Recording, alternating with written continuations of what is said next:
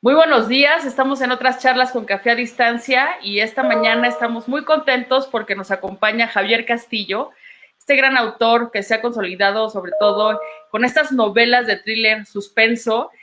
Recuerdo hace un par de años ya que nos presentaba justo en la Universidad de Anáhuac esto que era El día que se perdió el amor y que le antecedía esta novela que también El día que se perdió la cordura, y ahora nos va a platicar de este thriller que te digo, Javier, que me has tenido, son 4, casi 5 días que estuve sin pelar el ojo, se nota. Muchísimas gracias. Lo siento por tus ojeras.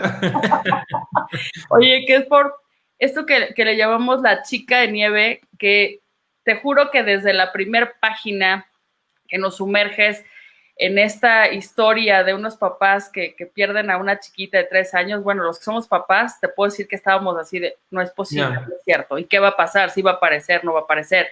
Entonces, la primera pregunta es, después de este éxito que tuviste del día que se perdió la cordura y también el que le sigue con El día que se perdió el amor, ¿cómo empiezas esta escritura de La chica de nieve, esta historia que es entrañable, la verdad? Pues la verdad, empecé a escribirla, empecé a planificarla bastante antes del proceso de escritura, pero sí es verdad que surgió naturalmente a raíz de un momento muy inocente, muy cotidiano, en el que yo estaba con mi hija Gala andando por la calle con mi mujer. ¿Ok? Y en un momento me soltó la mano y se fue con mi mujer, ¿no? Y al ver esa imagen de mi mano separándose de ella, me hizo plantearme una pregunta, ¿no? Muy simple, que es cuando estás intentando buscar historia siempre estás planteándolo, y es, ¿y si este momento es para siempre? ¿Y si de repente ocurre cualquier cosa y la pierdo de vista y ya desaparece y no la vuelvo a tener, ¿no? Y a raíz de esa pregunta, que yo creo que nos aterra a todos los padres o a todos los que tengamos un familiar cercano muy chiquito, surgió el resto de la trama, ¿no? Surgió los padres, como en una especie de extrapolación de mí y mi mujer con respecto a lo que ocurre en la trama, y luego cómo afrontar esa desaparición a lo largo de los años. No solo en ese momento y una búsqueda momentánea, sino qué ocurre cuando algo así se convierte en permanente Claro. y parece que desaparecen todas las esperanzas, ¿no? Oye, Tiene pero un componente muy fuerte, yo creo que es el momento en el que cuando pasan 5 años y los padres están como intentando reconstruir su vida, exacto. reciben en casa una cinta VHS con su hija jugando en una habitación desconocida. Esto cambia los planes radicalmente de lo que ellos pensaban y estaban ya intentando como asumir, Sí, sí, sí. y relanza de nuevo la búsqueda de Kira a esta historia que va de una época a otra casi atropellándote. Oye, pero además son personajes que se van sumando, porque yo solo te quiero decir que cuando piensas que te puede ir mal con esta pareja que es Grace y Aaron, y bueno, que pierden a Kira, que es su hija, te enteras también que Grace, la mamá, está embarazada.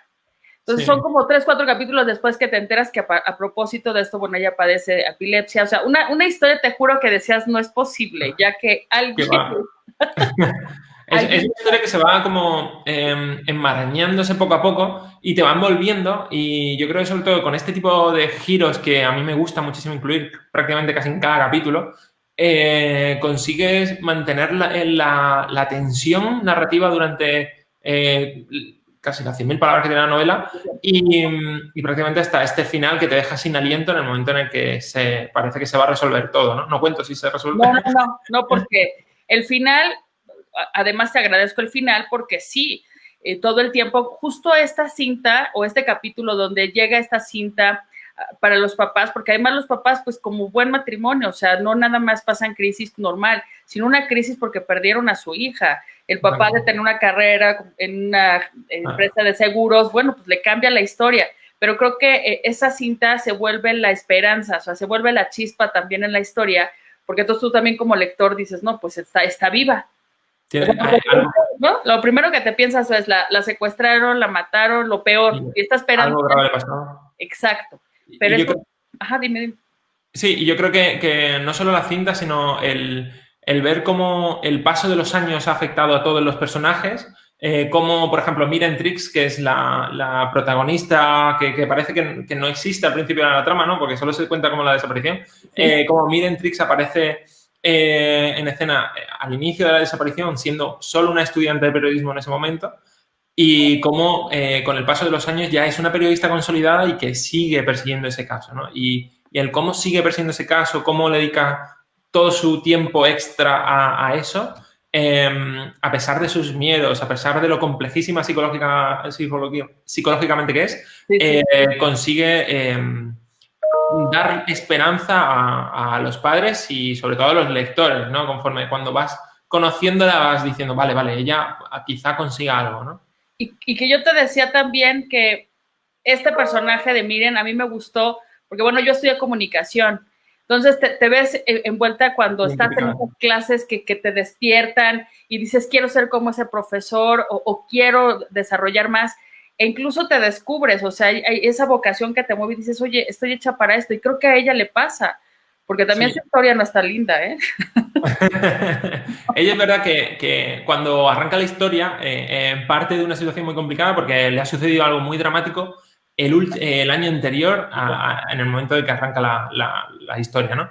Y en ese año aún sigue librando una lucha interna con lo que le sucedió.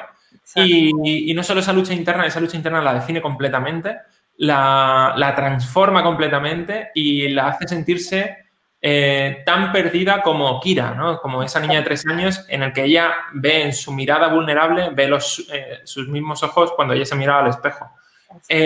Y esa conexión que hay entre las dos, ¿no? Niña y Miren, consigue que haya una dualidad muy bonita cuando comprendes el título de la novela, ¿no? Sobre todo, ¿no? Se comprende ese viaje entre la chica de nieve Miren Trix y la chica de nieve Kira Templeton. Exactamente.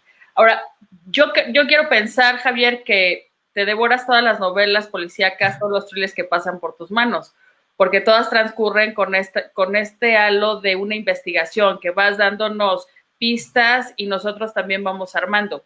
Y ahí está justo la intervención de un profesor que es el que a Miren la va impulsando y le va dando como esos consejos que a ella le hacen cada vez así decir, bueno, pues debo hacer esto o qué es lo correcto y que al final pues es lo que yo diría que Miren es como de ese periodismo de vieja guardia que va a buscar todo sin importar cualquier cosa, o sea, su trabajo es eso, o sea, encontrar todo lo que ayude a construir una mirada hacia una verdad, ¿no? Porque, bueno, hablar de la verdad sería meternos en otros análisis. Pero creo que ella representa esa búsqueda incansable del periodista por tener las versiones más cercanas a lo que sucedió. Exacto. Y no solo eso, sino, por ejemplo, el profesor, ¿no? Que es su mentor Jim, el profesor Jim Smoyer, es como no solo el que guía a Miren, sino el que le aporta la estabilidad necesaria para que ella no se desmorone. Exacto. Y no solo eso, sino que consigue convertir a Miren de una chica quebradiza a una especie de buscadora incansable de la verdad porque le da un motivo que es ser una gran periodista, ¿no? Y el tener un objetivo vital, yo creo que transforma radicalmente a Miren.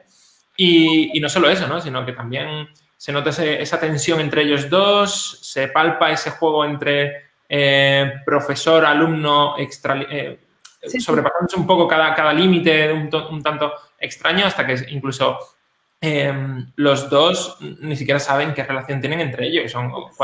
Cuando son profesor-alumno o amigos o incluso amantes, ¿no?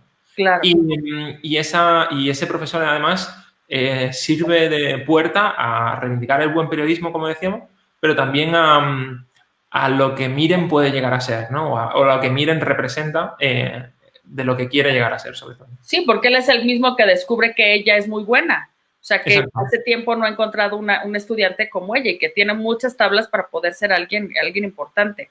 Exacto. Oye, también el tema de los medios me parece importante en tu novela para privilegiar que hoy, pues, al final es rating, ¿no? Al final lo que buscan esos medios, lejos de dar voz no sé, a las a ayudar, ¿no? Vulnerables, ¿no? Pues es vender más, o sea, ahí se ve, pues está esa guerra, ¿no? La primera plana para ver cuál es el que va a tener más circulación o más demanda. Sí, yo creo que la chica de nieve ha intentado hacer como una crítica al periodismo sensacionalista, sobre todo, ¿no? A ese que intenta vender más a ayudar más. Y en este sentido se ve el ejemplo clarísimo cuando los medios publican la conversación privada de los padres a la llamada de emergencias y esto levanta todas las alarmas encima porque ya empieza a generarse la sospecha en torno a los padres y ese artículo en concreto tiene un significado muy, muy simple y muy profundo que es cuando centras el foco en el entorno cercano de la familia, todo el mundo sospecha del entorno cercano a la familia. Y es el poder disuasorio que tiene la prensa sobre la gente y el cómo algo así puede incidir tanto en la familia, en cómo gestiona la situación y en cómo sufre la familia, ¿no? Claro. Hay momentos muy dolorosos a lo largo de la novela que tienen mucho que ver con cómo la prensa ha tomado las riendas de la investigación y el cómo la prensa trata el asunto, ¿no? Como poco a poco de un artículo pequeñito al inicio de la desaparición se acaban convirtiendo en portadas gigantescas para vender más, para aumentar la visibilidad y no solo eso, sino para aprovecharse de una manera poco, yo creo que poco lícita, del dolor de una familia que lo único que quiere es estar con su hija. Ahora, hay dos personajes, no quiero dar mucho el contenido, pero sí quiero interesar, sembrar la curiosidad en quien vea esto. Me parece bien. Pero tú decías antes de iniciar esta entrevista, tus personajes tienen como esta dualidad entre que algunos no necesariamente se portan muy bien, sin embargo, después el análisis es, por lo que hiciste, te estás sintiendo hoy pésimo y quizás te convertiste en un delincuente, te convertiste en algo más que a lo mejor no era, o sea, el sentimiento que te puede llegar de culpa a veces es peor, ¿no? Que si hubieras afrontado tu responsabilidad. Y ahí sí quisiera saber, sin dar más detalle, sobre todo para cuando construyes esos personajes. Tú decías, bueno, yo un día, ¿no? Se suelta de la mano y es lo que hace que yo tenga esa revelación, ¿no? Para escribirlo. Porque al final lo dices en tus agradecimientos, escribimos de lo que nos da miedo, escribimos de lo que nos cuestiona. Entonces, ahí en esos personajes, o sea, ¿por qué tender a mostrar? Yo te puedo decir que hoy no disculparía a nadie que le hace a otro daño por no tener, ¿no? Lo que el otro tiene. Eso me parece así de, bueno, así los pelos parados, así de bruja del mal. No, y tiene muchísimo sentido. Es más, yo creo que yo como persona tampoco lo entendería. Pero y como padre mucho menos aún, y sería incapaz de perdonar algo así. Claro. Pero a mí me gusta en la novela que cada uno decida en qué lado está y que conozca sobre todo los motivos humanos que hay incluso de quien está detrás de la desaparición de Kira y por qué lo hace e incluso por qué envía esa cinta, ¿no? Así. Una vez que entiendes el motivo del envío de la cinta, cambia todo, ¿no? Cambia todo lo demás, incluso comienzas todo cobra como una nueva dimensión y te hace entrar en dudas contigo mismo. Yo creo que es lo bueno que tiene la escritura, ¿no? Que te permite jugar a tensar la cuerda de nosotros cuando leemos y mi propia cuerda cuando analizo qué está bien, qué está mal y sobre todo a que una vez que termina la novela te haga pensar, ¿no? Que se te quede en la cabeza varios días diciendo, oye, ¿qué ocurre? Que incluso en una conversación con amigos después tú dirías, oye, ¿tú entenderías esto? ¿Tú harías esto de esta manera? Y salga una conversación que se hace larguísima porque nadie tiene conclusiones definitivas. Claro, no, y esto sucede, o sea, yo tengo a mi esposo y mis 2 hijos, y con mi esposo le pregunté 2 cosas en torno justo al personaje que ahorita te estoy preguntando. Sí. Él también me dijo, pero no podría, o sea, no podría porque, pues, no sé el dolor que te pueda causar algo así, digo, toco madera, ¿no? Toco madera. Porque... Y en parte, ese mensaje que está ahí entre líneas de la novela, ¿no? Con la desaparición de Kira, también habla bastante mal del sistema sanitario en Estados Unidos, por ejemplo, en el que alguien no puede acceder a lo que necesita o a lo que de verdad podría acceder simplemente con un poco más de dinero. Me llama la atención que esté en Nueva York porque también, pues tú sabes que el sistema de seguridad, las cámaras, o sea, casi te puedo decir que es imposible pasar desapercibido, así seas piojito, seas lo que seas, pero es casi imposible que una cámara no te identifique o que alguien no te haya visto. Estoy completamente de acuerdo y yo creo que por eso mismo ambienté la trama en 1998, al menos la desaparición, porque en aquella época, en 1998, solo había unas 300 cámaras de seguridad por todo el centro de Manhattan y Manhattan es gigantesco. Sí. Conforme avanzaron los años, eso ya se volvió imposible y desaparecer en la ciudad más vigilada del planeta es imposible. Exactamente. De modo que ese cambio de época a mí también me gustaba mucho por la oscuridad que te da el que no había tantas cámaras como ahora y también el cambio de siglo que juega también con la decadencia de la tecnología, ¿no? Juega con, hemos avanzado en vigilancia, pero hemos perdido incluso el que sea una cinta VHS te transmite esa propia sensación de qué antiguo queda aquello cuando en realidad hace nada de tiempo.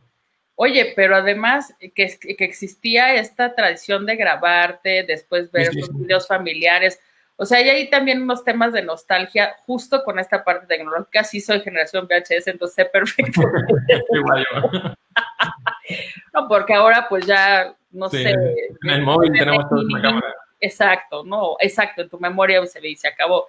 Pero también eso creo que para las nuevas generaciones creo que se adentran también a este mundo pues de la tecnología que estaba como que aparentemente dándonos ese entretenimiento, pero pues hoy es muy lejano. Sí, sí, y además es el limbo que ocurría con los VHS, incluso a mitad de la novela te encuentras una subtrama en la que parece que todo se va a resolver, que también tiene muchísimo que ver con las cintas VHS y con la cadena de VHS, de alquiler de VHS que había en ese momento. Exacto. Y ahí también entra en juego ese cambio de época, sobre todo, ¿no? Que es muy reciente, todo nos parece como muy familiar, pero a la vez parece que ha cambiado todo, ¿no? Que parece tan lejano que es imposible. Bueno, para algunos niños podría ser una pieza de museo, ¿eh? Sí. Para mi hija de 6 años podría ser una pieza de museo, quiero decir. ¿Qué es esto? Pero yo voy a guardar cintas VHS simplemente para enseñarlas. Yo también. Claro, hasta los cassettes también de música, que bueno, también hay mucho que decir sobre esto. La parte también, obviamente, que bueno, me has respondido esta cuestión de Nueva York, que la verdad me encanta porque hablas también de estas calles, o sea, también nos vas, digo, si hemos visitado esta ciudad, pues sabemos cómo puede llegar a ser, pues así, pero que se conglomere la gente de una manera que, o sea, se hace una alfiler ahí tratando de salir. Obviamente te habla también de una cultura que está pues muy apegada a lo que los medios digan y que hasta cierto momento pues que no les interese lo que le suceda al otro. Yo te decía en México, bueno, pues la realidad de que alguien se pierde y demás no es tampoco lejana. Sí, entonces, es más común de lo que desearíamos y yo creo que es algo a lo que, ya te lo comentaba antes, que es algo a lo que parece que en ciertas partes del mundo la gente se acostumbra a que sucedan cosas dramáticas de ese tipo, cuando es algo que es intolerable y que no deberíamos ni pensar en que exista, ¿no? Que debería ser algo que solo ocurriese en películas y en las novelas, ¿sabes? Exacto, en las novelas de Javier Castillo. Oye, que se resuelvan como en tus novelas también. Exacto. Ahora, hay otro apartado también que es importante.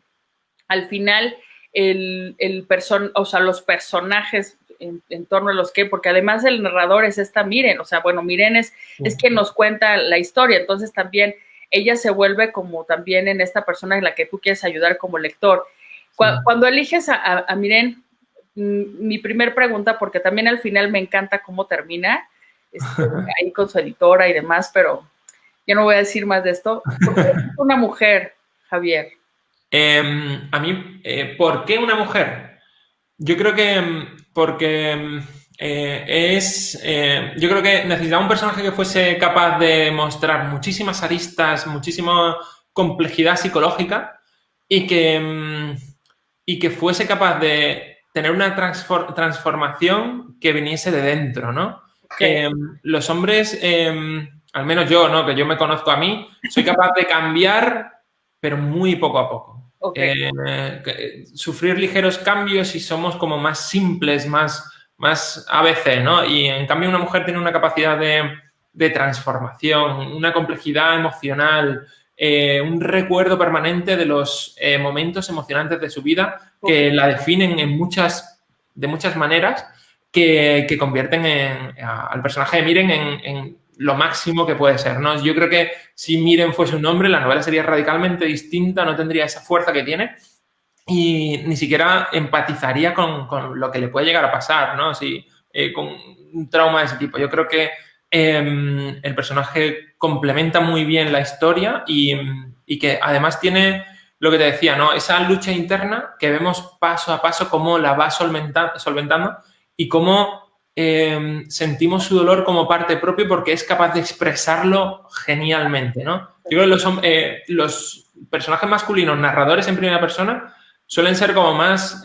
un poco, por así decirlo, un poco menos sentimentales y a mí me gusta muchísimo el centrarme en las emociones, ¿no? Y eso, Miren, me daba el abanico perfecto. No, y nos dio. Muchas ya queremos ser como esa amiga. No, No, pues, la verdad es que es un personaje que tiene muchísimo recorrido, diría yo, y que tal vez en algunas siguientes novelas aparezca por ahí. es que es justo una pregunta, o sea, ¿te da la chica de nieve para hacer una segunda parte? Puede, pero no lo puedo ni confirmar ni desmentir. Ahí lo dejaremos a tu periodista. Está muy bien. Esa periodista que siga viva, por favor. ¿Sabes por qué? Bueno, cuando también haces este juego también con los nombres, en el caso de la niña, o sea, Kira, ¿no? Sí. Este otro nombre, Mila, ¿tiene alguna cuestión? Porque según yo es como milagro, ¿no? En ruso, una cuestión así. Sí, es milagro. Lo que ocurre que a mí claro, exacto, tiene juego con luego su segunda vida, ¿no? Y esa dualidad yo creo que también permite mostrar el otro lado de la historia, ¿no? Y incluso a mí, cuando pensé en la trama, el arquetipo de trama que podría haber montado en torno a esta historia es resolver la desaparición al final y que solo conociésemos la parte de investigación, ¿no? Pero yo creo que cambiaba radicalmente la historia y el mensaje que transmite es desvelando dónde está a mitad de historia, que es lo que ocurre, ¿no? Más o menos a mitad de novela sabes dónde está, sabes qué puede estar sucediendo, pero el entender los motivos y entender la evolución de los años posteriores hacen que sigas leyendo y que te plantees si hay alguna manera en que Kira se reencuentre con su familia y cómo eso sucederá, ¿no? Y además, porque o sea, si se van a encontrar, ¿en qué momento, a qué edad? ¿Ya los olvidó, no los olvidó? Exacto. ¿Cambió? Y le añade un componente mucho más profundo a una simple desaparición, ¿no? Y es exacto, el drama de un reencuentro posible. Exacto. Esa parte también fue crucial, sobre todo para mí, porque pues tú sabrás que hay una edad donde es importantísimo el desarrollo, ¿no? Y la cuestión de habilidades sociales. Y del cariño. Claro. Entonces, bueno, yo sí decía que por favor sea antes de la adolescencia, ¿no? Que lo pueda superar. Pero no sabemos si ocurre o no. Claro, no sabemos. Oye, hay también algunas entraditas ahí que tú das, por ejemplo, de esta escena donde Kira se pierde con estos personajes entrañables de Mary Poppins, no sé, el mismo imagen de Santa Claus, y luego también por ahí tienes algunas películas, no sé, Matilda y demás.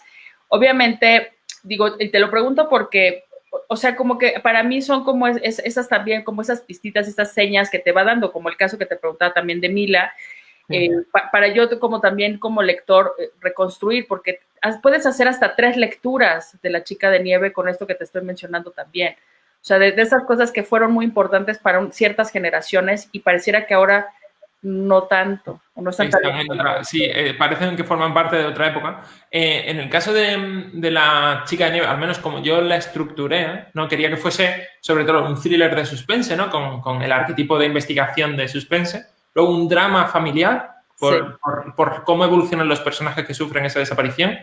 Y luego también una especie de evolución tecnológica en decadencia, ¿no? que, que permite el ver cómo se están desmoronando los periódicos, cómo cambia, qué ocurre con un cambio de tecnología y qué ocurre con los negocios ligados a ese cambio de tecnología, qué ocurre con las tiendas de juguetes que vendían un tipo de juguete famoso y ya ese tipo de tiendas desaparecen, ¿no? Sí, o las tiendas de reparación de vídeos, ¿no? Este tipo de cambios tecnológicos que llevan asociado muchísimo detrás que le aportan este aire de decadencia a la novela que permite que sintamos esa melancolía conforme vamos leyendo y que te sientas a la vez como emocionado por lo que estás leyendo, pero a la vez triste porque eso ya no está, ¿no? Eso ya no forma parte de nuestra vida. Así es. Y sí lo lograste.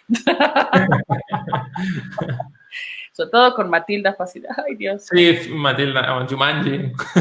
Bueno, porque además, o sea, pues fue de esa generación que te tocaba no nada más en tele, en teatro también, o sea, Exacto, sí. muchas cuestiones ahí. También, por aquí hay algunas preguntas que nos están haciendo y antes de dar inicio a esta conversación, hay una evolución en ti como escritor y tú iniciaste con esta primera novela que es El ex se perdió la cordura y que recuerdo que nos contabas que, bueno, pues un día lo autopublicable, lo subes y demás, pero ni tú mismo te esperabas que tuviera, no quisiera llamarle éxito, sino que lograste conectar con las personas que querían escuchar esa historia, que querían leer esa historia. Eso ya pasó, entonces tú lo hiciste porque, bueno, dijiste a ver qué pasa, ¿no? Me gustaba escribir y sucedió, sí.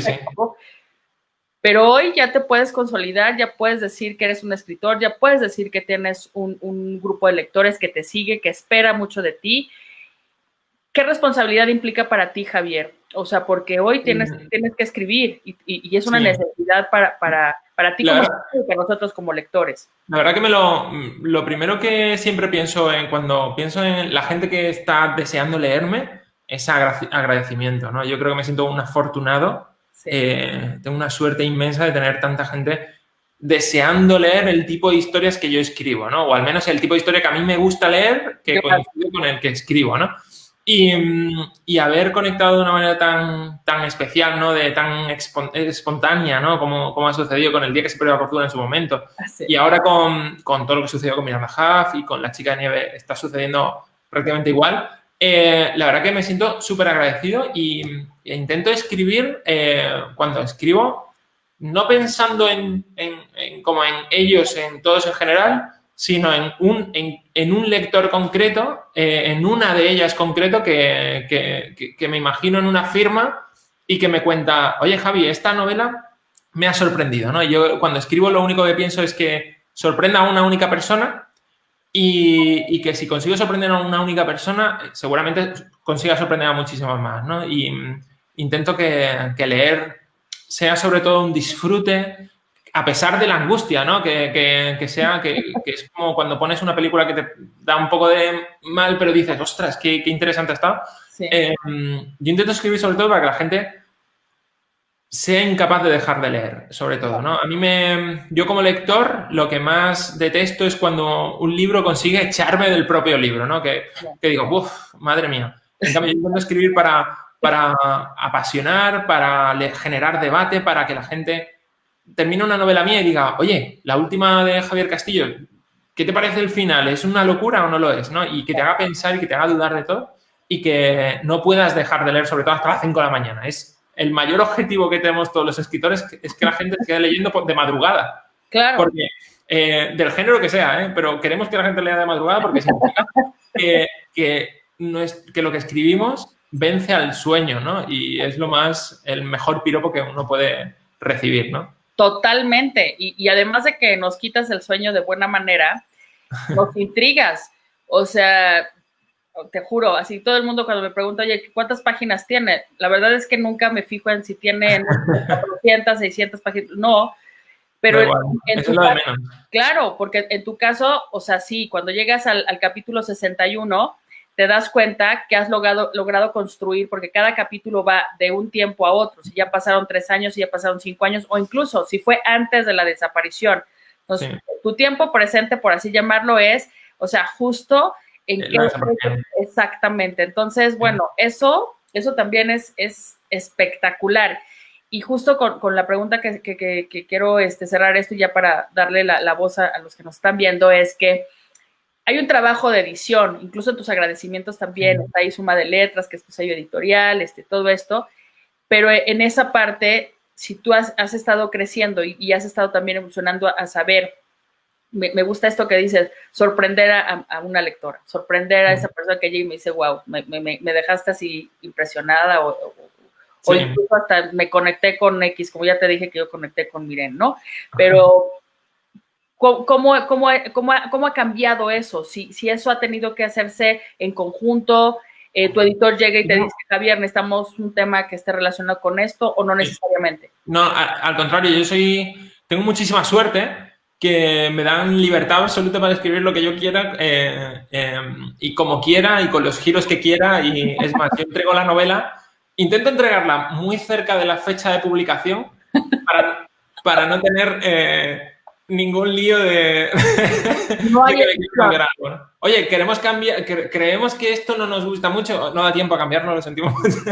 Mañana entra imprenta, Rey, no se puede. Exacto, no se puede, lo sentimos mucho. No, lo que yo sí es verdad que el proceso de edición es muy bonito porque te das cuenta de que siempre, siempre, siempre los editores tienen razón. Yo he aprendido de que por más que yo piense la historia, unos ojos frescos siempre ven cosas que uno no ve, ¿no? Y ya no hablo solo de ratas en palabras concretas, sino a lo mejor pones el nombre de un puente que transcurre por una zona y de repente el puente le cambiaron el nombre en 2008. Ese tipo de detalles. Y tú sabes el nombre de 2008, pero no el que tenía antes de 2008, ¿no? Este tipo de detalles los editores consiguen que no solo que salga un buen libro, sino que salga un producto espectacular, lleno de detalle, lógico, cronológicamente y además con más fuerza narrativa incluso de la que uno le da al principio, ¿no? Escribir es... y además siempre, yo creo que todos los escritores lo decimos, pero escribir es reescribir y reescribir y reescribir continuamente la historia hasta que no da tiempo para reescribirla más veces porque ya va incompleta, ¿no? Agotaste los caminos. El tiempo y ya tiene que ir, sí, sí. Vamos, si te parece, a estos Venga. comentarios. Me ha encantado, como siempre, platicar contigo. Qué bárbaro. Es un placer, Gisela. Igualmente. Mira, Pilar Trejo Acosta dice, Javier es un gran escritor que con cada libro me deja sin palabras. Muchísimas gracias, Pilar. Un placer, ¿eh? Luego está, ¿cómo se siente haber crecido tan rápido? A ver, lo de crecer, he tardado un montón de años. Desde que tenía 3 años que te recuerdo, estuve creciendo hasta los 18. No, es broma. Lo que ha sido en realidad muy sorprendente, muy sorprendente. Se siente uno... yo siempre lo digo, ¿no? Uno siente que el síndrome del impostor es algo que todos sentimos, lo hablo con todo el mundo que tiene éxito momentáneo, y sientes que durante un tiempo, al menos, sientes que no te lo mereces. Y aún así, por más que te lo digan, por más que vayas a firmas y haya miles de personas, uno siempre tiene la sensación de que está en deuda con los demás. Y eso es bonito. Y además me parece precioso sentirte en deuda con los demás porque es verdad. Porque lo que me ocurre a mí es suerte y mucho trabajo, sí, es verdad. Suerte también. Pero también me gusta sentirme en deuda porque me anima a escribir más. Claro. Y eso hace que quiera seguir regalando libros a la gente para que sigan leyéndome durante mucho tiempo. Estoy segura que sí. Nuevamente, Pilar Trejo, ¿tienes pensado escribir otro libro pronto? Sí, estoy en el proceso de escritura ya del siguiente. Espero que salga el año que viene, en 2021. Espero que salga, ya llevo bastante avanzado, la verdad. Pero todavía no puedo contar nada, no puedo contar ni título ni nada. Ya tengo título, al menos. ¿Pero tampoco lo puedes decir? No puedo decirlo. Está todo controlado, pero espero que pronto pueda anunciarlo. Ay, ya, por favor. Dicen, estás escribiendo en un trocito de mundo. En tu trocito de mundo, sí. El trocito de mundo es mi nueva casa, que me he mudado hace muy poco. Sí. Y sí, estoy escribiendo en mi nuevo despacho, que es en el que veis. ¿Ya tengo todavía un medio despacho sin amueblar, no tengo estanterías, Oye, pero ya decidiste el nombre porque yo participé en tu campañita de Ah, sí, que bueno, pues claro. estoy recontando porque es que ha habido muchísimos comentarios. Yo pensaba que iban a comentar unas 1000 personas, iba a ser un proceso fácil, pero van como unas 40.000, así que... Sí, pero sí, el nombre del despacho lo elegiréis entre todos, yo feliz, y el que salga, ese tendrá el cartel en la entrada a mi despacho, que estaré súper contento de que... espero ser de los ganadores, porque ¿Qué? así, espero ser de los ganadores. Luego, bueno, oye, nos dice Pamela Herrera, se escucha muy interesante la historia, ¿podrías considerar hacer una segunda parte? Sí, lo consideraré. Es más, yo creo que mucha gente se va a sorprender, tal vez en el siguiente libro, tal vez en el siguiente del siguiente, pero Miren es un personaje que tiene muchísimo, muchísimo potencial. Yo creo que es un personaje que tiene todavía muchísimo que resolver y Claro, que seguramente la veremos más veces. por supuesto. Yo voto también por eso. Tiene dos temitas ahí muy que yo sí me quedé así, ¿esto qué va a pasar? Sí, sí. Pilar Trejo dice, sí, el hecho de que nos transporta a otra época es increíble, sus libros me hacen imaginar cada aspecto, totalmente, Muchas totalmente. gracias. Casi te puedo decir que puedes hacer un retrato hablado de tus personajes, de cómo los describes, o sea, sin decirnos más, pero, o sea, cómo te los podrías imaginar. Concretamente, cuando escribo, intento tener una especie de neblina sobre cómo son físicamente, pero no saber exactamente cómo son. Imaginarme una especie de borrón y no tener una cara clara, porque me ayuda muchísimo al que sean cambiantes, Okay. a esa idea de que en cualquier momento pueden actuar de una manera que no me espero. Ok, Y esa sensación de no tenerlo físicamente me permite jugar con ellos más, sobre todo. así es. Oye, Andrés Teba, ¿cómo fue y cómo es ese proceso de llevar tus increíbles historias a televisión? Felicidades por eso, fan total. Pues estamos ahí en el proceso de la adaptación del día que se perdió la cordura y el día que se perdió el amor. Y muy ilusionado. La verdad que es un proceso muy, muy distinto a escribir, pero la productora que lo está haciendo es increíble. Son unos profesionales que no tengo palabras y el equipo de guionistas es maravilloso. Así que no puedo contar mucho, pero pues sí puedo contar que estoy por ahí encima releyendo guiones, proponiendo ideas y viendo cómo se adapta cada parte de la trama. Y la verdad que el resultado va a sorprender a muchísima gente. Yo Oye, estoy seguro. pero en versión, o sea, serían como series. Eso es la serie del día que se perdió la cordura y el día que se perdió el amor. Oye, y seguro la chica de nieve también, porque está contada como para hacerse también en serie de televisión, ¿eh? Ay, Así. muchas gracias. Ojalá, todavía eso está todo muy en el aire, pero bueno, no es nada que no descarte. O sea, sí me veo así como onda CSI y estas series, te lo juro, ¿eh? O Ah, sea, qué bueno, muchas gracias. oye, aquí, mira, esta Pilar que te sigue, porque A ver, también tu esposa tiene una actividad ahí bastante interesante en redes.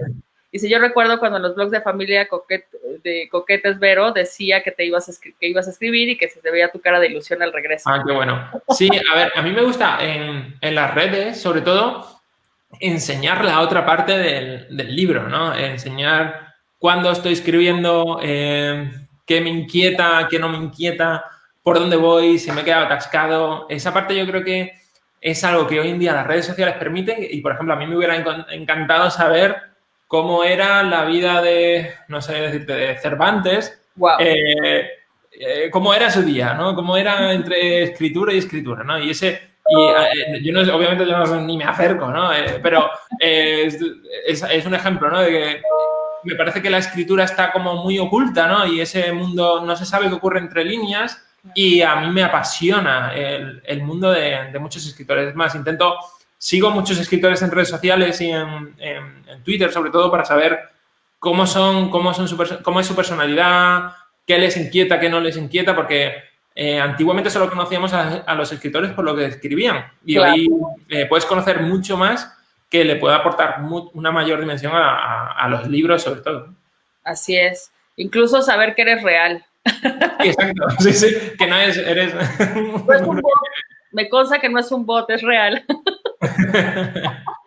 Oye, Malena Artigas dice, siempre es un placer escuchar hablar a Javier así, por supuesto. Muchísimas gracias, Malena, un placer, ¿eh? Yo la verdad que intento hablar intento dar muchas entrevistas, pero no suelo hacer tantas porque tengo que escribir muy rápido. Pero la verdad que es un placer. A mí me encanta este tipo de oportunidades que me ha dado Giselle para poder contar un poco más de lo que hago y sobre todo que la gente entienda un poco lo que intento transmitir con la novela a pesar de lo que ya está escrito. Y lo haces extraordinariamente bien. Qué bárbaro. Dice Pamela. ¿Cuántos finales tienes que escribir para elegir uno? Uf.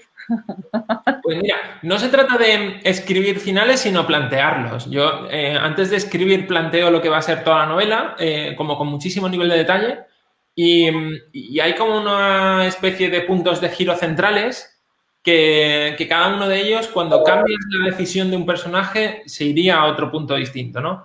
Y cuando llegas al final, habiendo tocado un par de puntos intermedios, puedes tener como 6, 7 finales distintos perfectamente, pero no los escribo.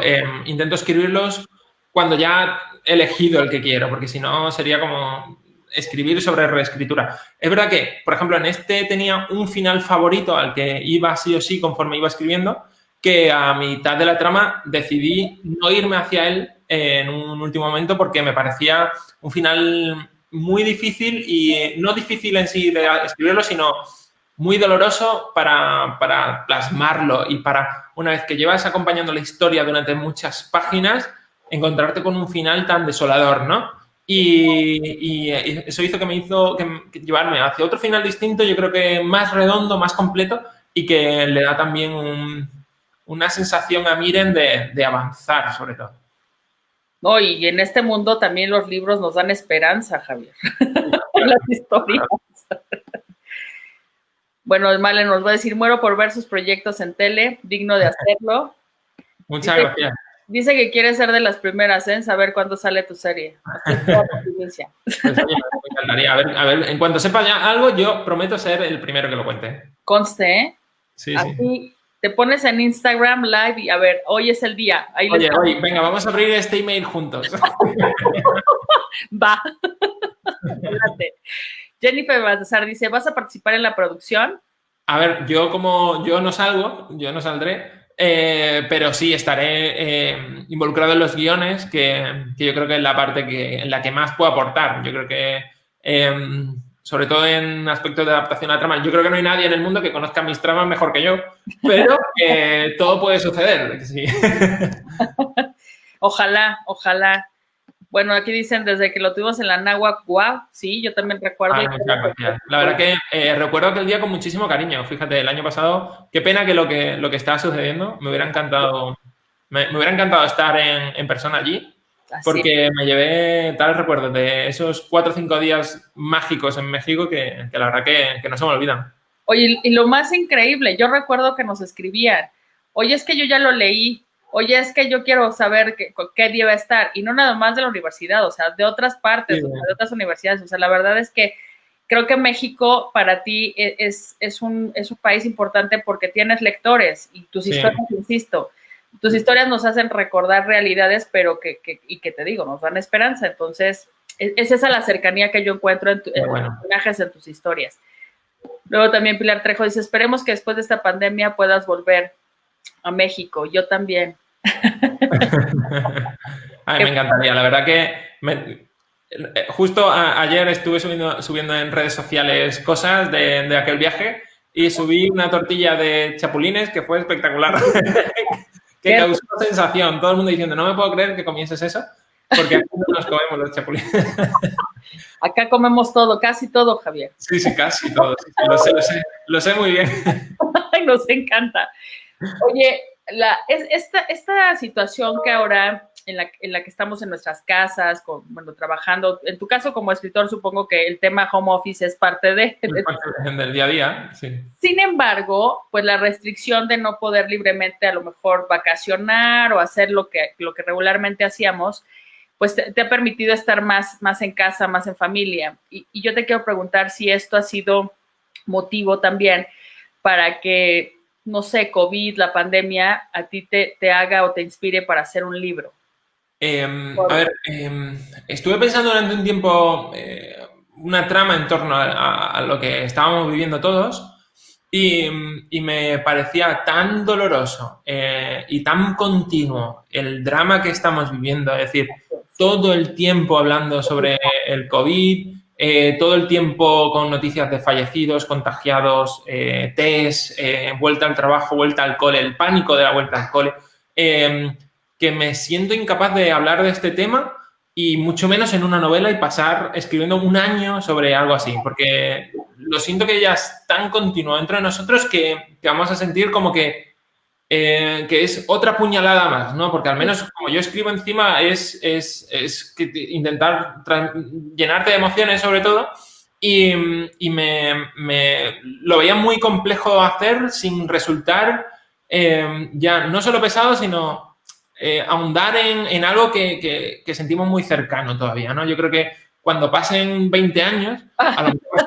es más, yo estoy convencido que dentro de 5 o 6 años vamos a ver como todas las novelas han evitado 2020 para ambientar, porque para no tener que lidiar con lo que es el COVID, ¿no? Porque va a ser muy un tema tan cercano y tan doloroso, sobre todo, que va a empapar el resto de trama de que intentes colocar dentro de la historia. Estoy segura, pero sin lugar a dudas, así como tú también lo planteas en La chica de nieve, creo que el 2020 es el cambio de época también, de todo, de todo. Va a ser un cambio de avance en que todos estemos en casa teletrabajando, el avance en la educación a distancia, en el avance en cómo nos relacionamos, sobre todo, en cómo nuestro círculo de amigos lo hemos reducido a los más esenciales, pero y añoramos reencontrarnos con los que no eran tan esenciales, pero queríamos muchísimo. Y yo creo que nos va a definir completamente, ¿no? Igual que la pandemia de 1918 definió los siguientes 10 años, sin dudarlo. O incluso en 2009, que en México tuvimos esto de la influenza, que también, no tanto tiempo, pero también, marcó también una pauta, ¿no? Exacto. Pues ha sido un verdadero placer, Javier, tenerte en estas charlas con Café a Distancia. De verdad que te deseo mucho éxito. Muchísimas gracias. Me gustó. Siempre ocupo leer los libros de quienes voy a entrevistar, pero bueno, lo haces porque quieres tener una conversación el tuyo. Y el tuyo, bueno, fue un disfrute total. ¿Okay? Muchísimas gracias, de verdad. Un auténtico placer. Ojalá volver pronto y vernos en persona y celebrar de nuevo la vida por allí, por México, tomando chapulines. Me parece bien. Y te voy a decir, bueno, pues si te gustan los chapulines, te daremos también algunas bebidas, así como el chocolate en agua o la horchata caliente. O yo me he apuntado, suena bien. Vamos a hacer ahí en el Cordon Bleu una degustación para que puedas conocer más de nuestra cultura culinaria mexicana. Madre mía. Nada, pues muchísimas gracias, Giselle, un placer.